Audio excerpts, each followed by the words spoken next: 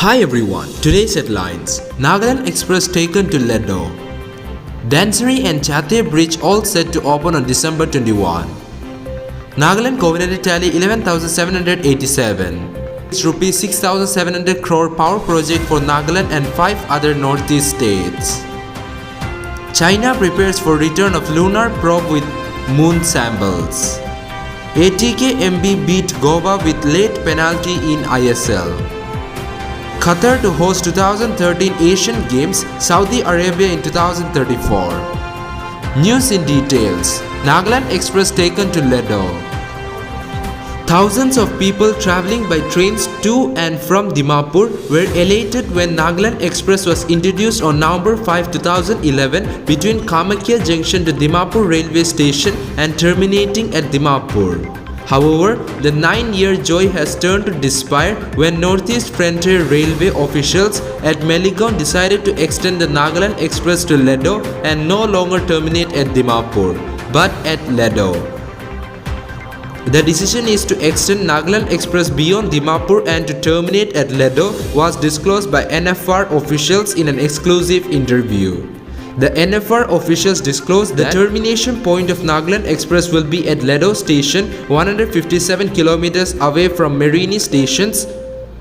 They disclosed that the order for the proposed extension was received from Chief Passenger Transportation Manager Meligaon during the first week of December. Dhansari and Chathe bridges all set to open on December 21. Citizens of Dimapur can finally have a sigh of relief as much awaited Dhansari Bridge at Nagarjan and Chathe Bridge at Dipupar near CIHSR are all set to be inaugurated on December 21, 2020. It may be mentioned that the Chathe Bridge at Dipupar collapsed on July 11, 2017, claiming 4 lives and critically injured 5 others, while the British-era bridge at Nagarjan Kuda has to be closed for months after crack developed in July 2017. And since then the bridge has been restricted to light vehicles also. Nagaland Covenant tally 11,787. Nagaland Covenant tally mounted to 11,787 after 26 new cases were reported, 11 in Dimapur, 5 each in Kohima and Mogochung, 2 each in Mon and Peren and 1 in Peg. One more COVID-19 related death was reported on Wednesday, taking the tally to 73. CAB okays rupees 6,700 crore power project for Nagaland and 5 other northeast states.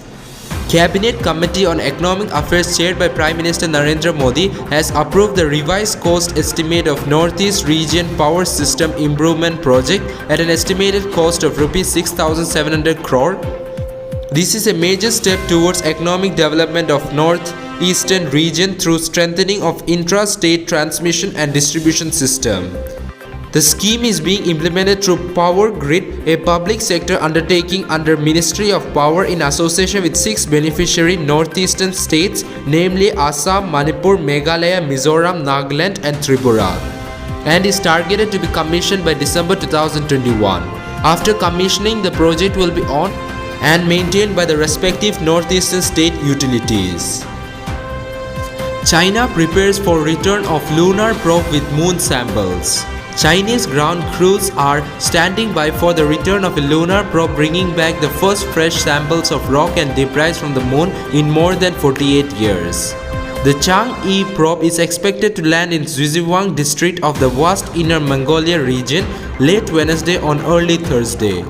It fired its engine early Wednesday to put it on course before the orbiter separates from the return vehicle, with all systems functioning as expected, the China National Space Administration said. ATK MB beat Goa with late penalty in ISL. Roy Krishna struck a late goal from a penalty as ATK Mohan Bagan beat FC Goa by a solitary goal to return to winning ways in Indian Super League Wednesday. All the action centered around the last 10 minutes in the intergreen clash, and it was the Fijian star forward who found the back of the net from a penalty in the 85th minute to seal 3 points for the Mariners in a dramatic fashion. Qatar to host 2030 Asian Games, Saudi Arabia in 2034. The 2030 Asian Games was awarded to Doha on Wednesday and the 2034 event went to Riyadh after a deal was struck between the rival nations.